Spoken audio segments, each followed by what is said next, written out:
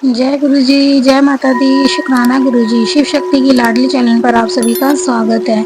चलिए रुद्र संहिता का तीसरा अध्याय स्टार्ट करते हैं गुरु जी के मंत्र जाप से। ओम नमः शिवाय, शिव जी सदा सहाय। ओम नमः शिवाय, गुरु जी सदा सहाय।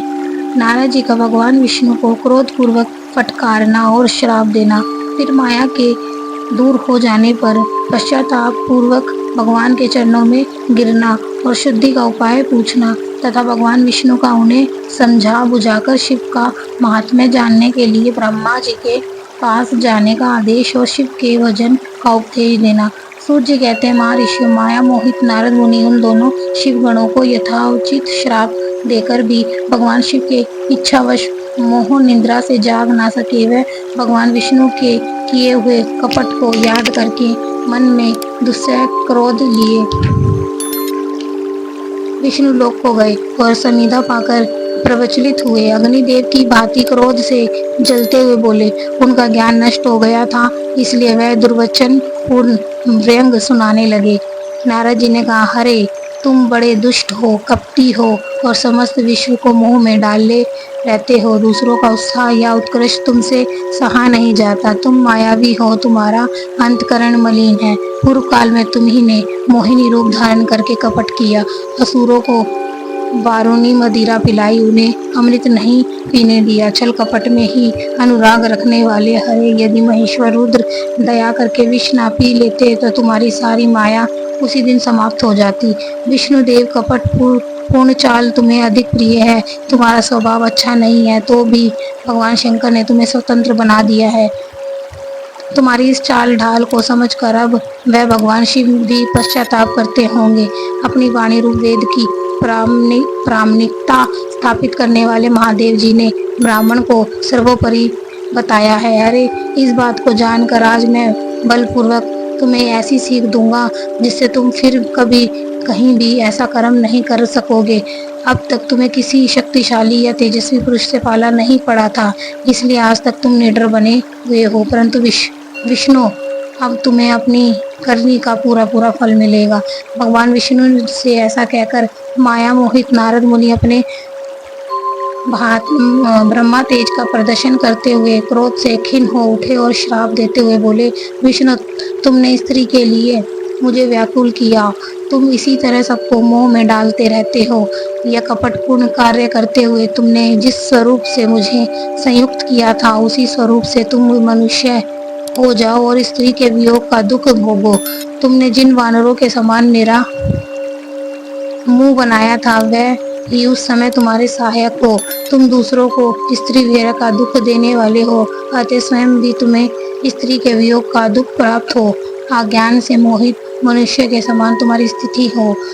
अज्ञान से मोहित हुए नारद जी ने मोहवश श्री हरि को जब इस तरह श्राप दिया, तब उन्होंने शंभु की माया की प्रशंसा करते हुए उस श्राप को स्वीकार कर लिया। तदंतर महालीला करने वाले शंभु ने अपनी उस विश्व मोहिनी माया को, जिसके कारण ज्ञानी नारद मुनि भी मोहित हो गए थे, खींच लिया। उस माया के तिरोहित होते ही नारद मुनि पूर्वत शुद्ध बुद्धि से युक्त हो गए। उन्हें पूर्वत ज्ञान प्राप्त हो गया और उनकी सारी व्याकुलता जाती रही। इससे उनके मन में बड़ा विस्मय हुआ। वह अधिक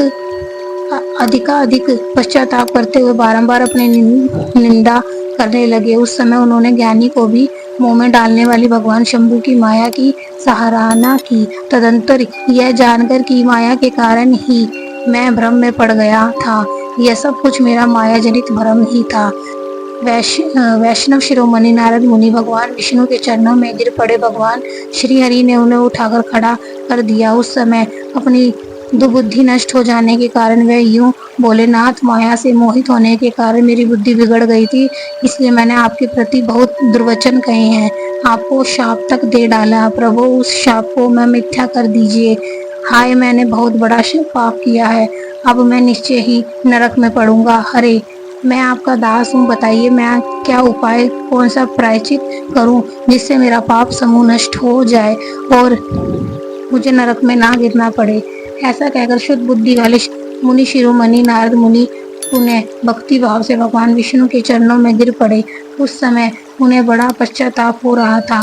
तब श्री विष्णु ने उन्हें उठाकर मधुर वाणी में कहा।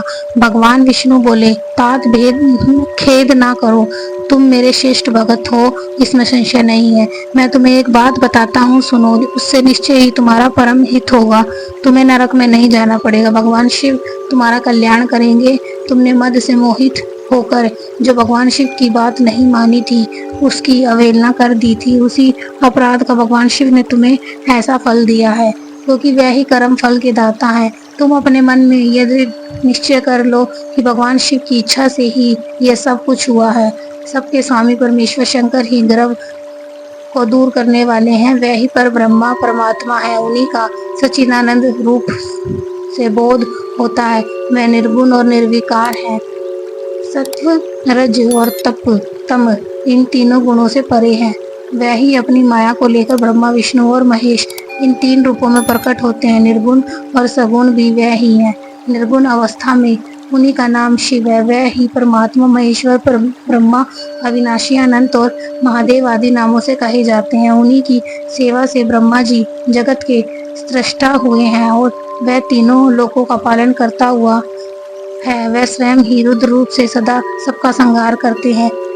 शिव स्वरूप से सबके साक्षी हैं, माया से भिन्न और निर्गुण है। स्वतंत्र होने के कारण वे अपनी इच्छा के अनुसार चलते हैं। उनका विहार आचार व्यवहार उत्तम है और वह भक्तों पर दया करने वाले हैं।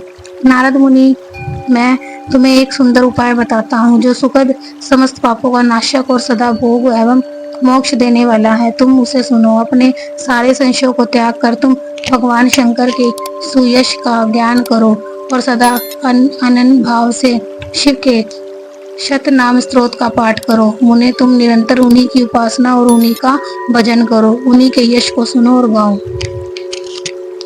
तथा प्रतिदिन उन्हीं की पूजा अर्चना करते रहो।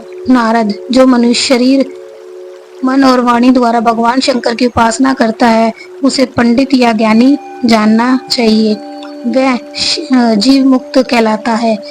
शिव इस नाम रूपी दावानल से बड़े बड़े पातकों के असंख्य पर्वत अनायास वशम को हो जाते हैं। ये सत्य है, ये सत्य है, इसमें संशय नहीं है।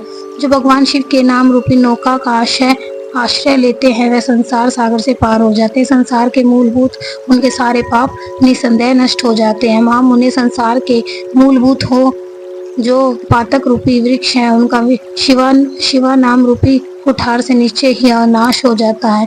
जो लोग पाप रूपी दावानल से पीड़ित हैं, उन्हें शिव नाम रूपी अमृत का पान करना चाहिए। पाप दावा अग्नि से दग्ध होने वाले प्राणियों को उस शिव अमृत के बिना शांति नहीं मिल सकती। संपूर्ण वेदों का अवलोकन करके पूर्ववर्ती विद्वानों ने यही निश्चय किया है कि भगवान शिव की पूजा ही उत्कृष्ट साधन तथा जन्म मरण रूपी संसार बंधन के नाश का उपाय है। आज से यत्न पूर्वक सावधान और रहकर विधि विधान के साथ भक्ति भाव से नित्य निरंतर जगदम्बा पार्वती सहित महेश्वर सदाशिव का भजन करो। नित्य शिव की ही कथा सुनो और कहो तथा अत्यंत यत्न करके बारंबार शिव भक्तों का पूजन किया करो। मुनिश्रेष्ठ, अपने हृदय में भगवान शिव के उज्जवल चरण बिंदु की स्थापना करके पहले शिव के तीर्थों में विचरो। मुने, इस प्रकार परमात्मा शंकर के अनुपम महात्म्य का दर्शन करते हुए अंत में आनंदवन काशी को जाओ। वह स्थान भगवान शिव को बहुत ही प्रिय है। वहाँ भक्ति पूर्वक विश्वनाथ जी का दर्शन पूजन करो। विशेष उनकी स्तुति वंदना करके तुम निर्विकल्प संशय रहित हो जाओगे। नारद जी, इसके बाद तुम्हें मेरी आज्ञा से भक्ति पूर्वक अपने मनोरथों की सिद्धि के लिए निश्चय ही ब्रह्मा लोक में जाना चाहिए। वहाँ अपने पिता ब्रह्मा जी की विशेष रूप से स्तुति वंदना करके तुम्हें प्रसन्नतापूर्ण हृदय से बारंबार शिव महिमा के विषय में प्रश्न करना चाहिए। ब्रह्मा जी शिव भक्तों में श्रेष्ठ हैं। वह तुम्हें बड़ी प्रसन्नता के साथ भगवान शंकर का महात्म्य और शतनाम स्त्रोत सुनाएंगे। मुने, आज से तुम शिव आराधना में तत्पर रहने वाले शिव भक्त हो जाओ। विशेष रूप से मोक्ष के भागी बनो और भगवान शिव तुम्हारा कल्याण करेंगे।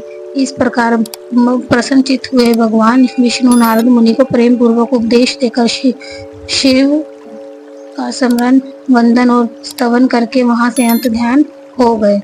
तो चलिए संगत जी, इस तीसरा अध्याय यहीं संपूर्ण होता है।